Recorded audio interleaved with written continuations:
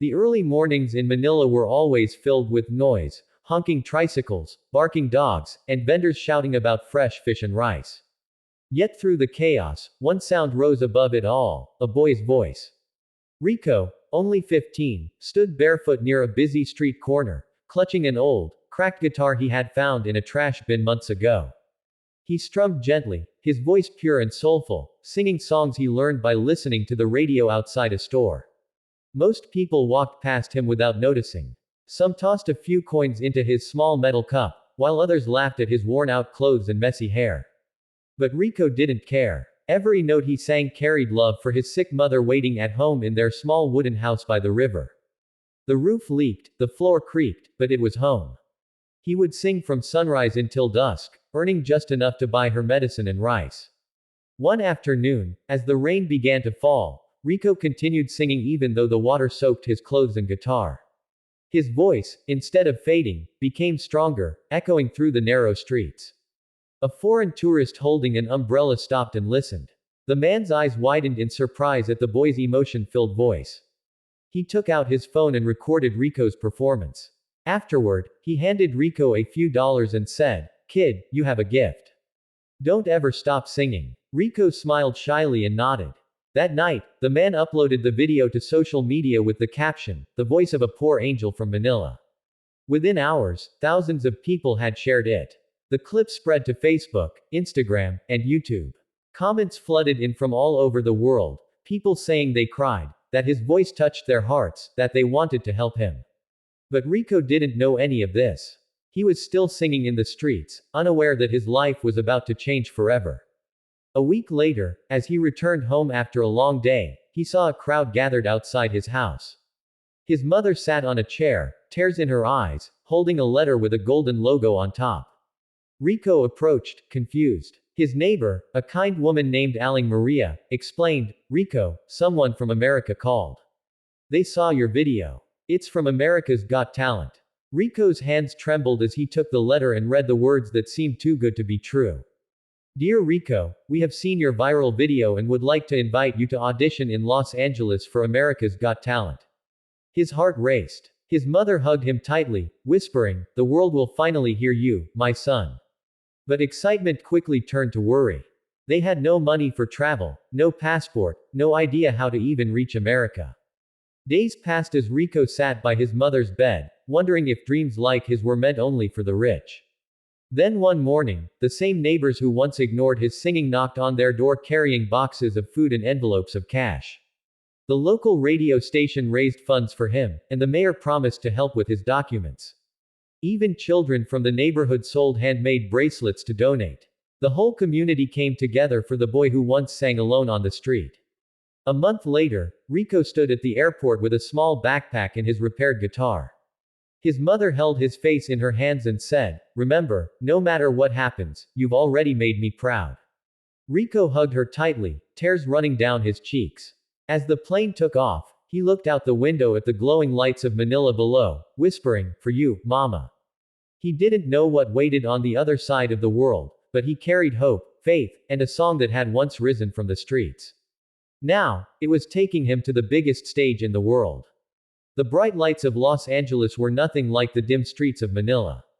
Rico stepped out of the airport, holding his guitar close, feeling both excited and scared. Everything around him seemed bigger, the cars, the buildings, even the people. He had never left his hometown before, and now he was about to sing in front of the most famous judges in the world. When he arrived at the America's Got Talent theater, his hands were trembling. Contestants from all over the world were warming up, chatting, laughing, and taking selfies. Rico stood quietly in a corner, wearing the same simple shirt his mother had ironed back home. Some people looked at him curiously, others smiled kindly, but a few whispered and laughed at his nervous expression.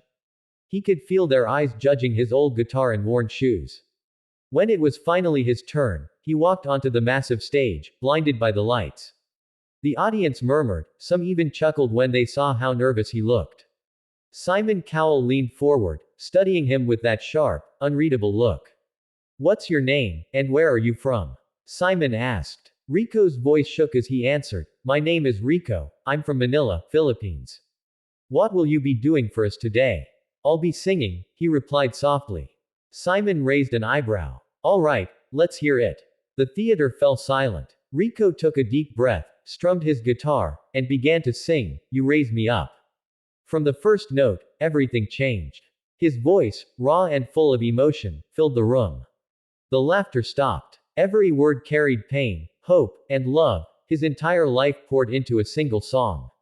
The audience leaned forward, completely mesmerized. Even Simon's face softened, his eyes reflecting something like surprise. When Rico hit the high note, his voice cracked slightly but in a beautiful way, like the sound of a heart breaking open. As he finished, the theater erupted. People stood, clapping and cheering. Tears rolled down Rico's face as he covered his mouth in disbelief. That was extraordinary, Simon said. You reminded us why we love music. You made us feel. The other judges agreed, all giving him a yes. Rico fell to his knees, overwhelmed. That night, as he left the stage, he realized his dream had just begun. After his audition aired, Rico became an overnight sensation. News outlets and fans flooded social media, calling him the street singer who stole America's heart. He was invited to interviews, talk shows, and charity events. People sent him gifts, messages, and letters from around the world. For the first time in his life, he felt seen. Yet with fame came pressure. He knew the next round would be harder. Everyone expected more from him now, not just a touching story, but something even greater. He moved into a small hotel room provided by the show, spending nights practicing his vocals until his throat burned. The sound of his mother's voice replayed in his mind, telling him, just sing with your heart. But fear crept in. During rehearsals, other contestants teased him gently, saying he got sympathy votes. Some told him he was just lucky. One night, unable to sleep, Rico stood on the hotel balcony, staring at the city lights, wondering if he truly belonged here. Then his phone rang. It was his mother. Her voice was weak but warm. Don't forget who you are, she said. You're still that boy who sang for love, not fame. Her words gave him strength. He picked up his guitar and sang quietly into the night. The next day, Rico walked onto the AGT stage again for the next round. This time, he looked confident, his eyes shining with quiet determination. He sang, Fix You, by Coldplay, pouring all his emotions into every lyric. The melody was soft at first, then powerful, echoing through the hall. People cried openly, holding hands, moved by his sincerity. When the last note faded, there was complete silence for a moment, then a thunderous applause. Simon wiped his eyes and said, That wasn't just singing, that was healing. Rico smiled through his tears. He didn't know if he would win, but he finally understood something. Success wasn't about trophies or fame. It was about touching hearts, one song at a time. The semi-final night arrived with more pressure than Rico had ever imagined. The stage looked brighter, the crowd larger, and the judges more serious. As he stood backstage, holding his guitar, his palms were sweating. He could hear the roars from the audience as other contestants performed before him. Big, confident acts with dancers, lights, and fancy costumes. Rico had none of that. All he had was his voice and a song that had carried him from the streets of Manila to this grand stage. When a producer called his name, he took a deep breath and stepped into the spotlight. The crowd fell silent as he began to sing, Fix You, by Coldplay, his voice trembling at first but quickly gaining strength. Each note came from somewhere deep inside him, years of hunger, loneliness, and love for his mother who was still recovering back home. The giant screens behind him showed soft, glowing lights that seemed to move with his voice. When he reached the chorus, he lifted his eyes to the ceiling as if singing to heaven. The audience was spellbound. Some wiped tears from their faces, others clasped their hands to their chests. When the final line faded, there was a long, emotional silence before the crowd exploded in applause. The judges stood up, all four giving him a standing ovation. Simon said quietly, Rico, when you sing, it's not just music, it's truth. Sofia Vergara added, You remind us that talent has no borders, no limits. That night, Rico advanced to the finals. The world celebrated his victory, but backstage, he collapsed from exhaustion. The doctors said he was dehydrated and needed rest.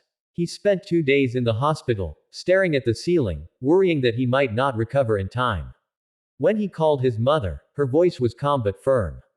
Rest, my son. You've already made us proud, she told him. If you sing in the finals, sing from your heart, not for the judges.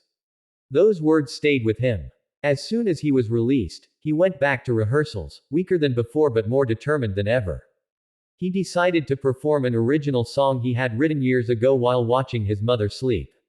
It was called, Home in My Heart. It was his story, their story, a song about love, struggle, and finding light in the darkest places.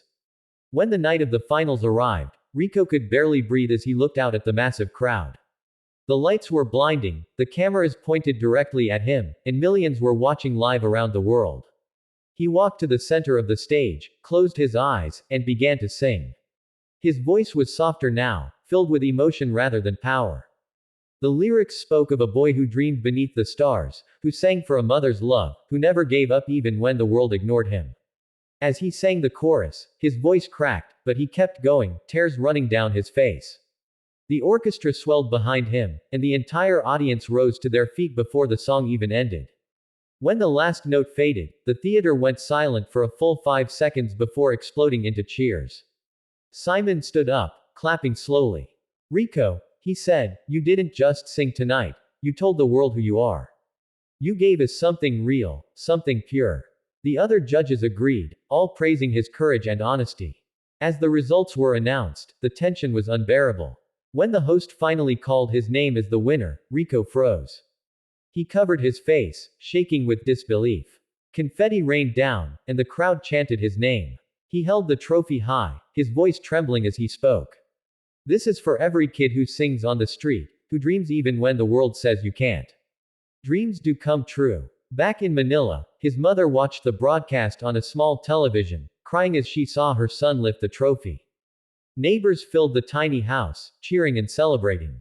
Rico returned home weeks later, not as the poor boy from the streets but as a symbol of hope. Reporters followed him, fans waited at the airport, and yet, when he saw his mother, everything else disappeared. He hugged her tightly and whispered, I'm home, Mama. She smiled through tears and said, you always were. The boy who once sang for coins now sang for the world, but his heart never left the streets where it all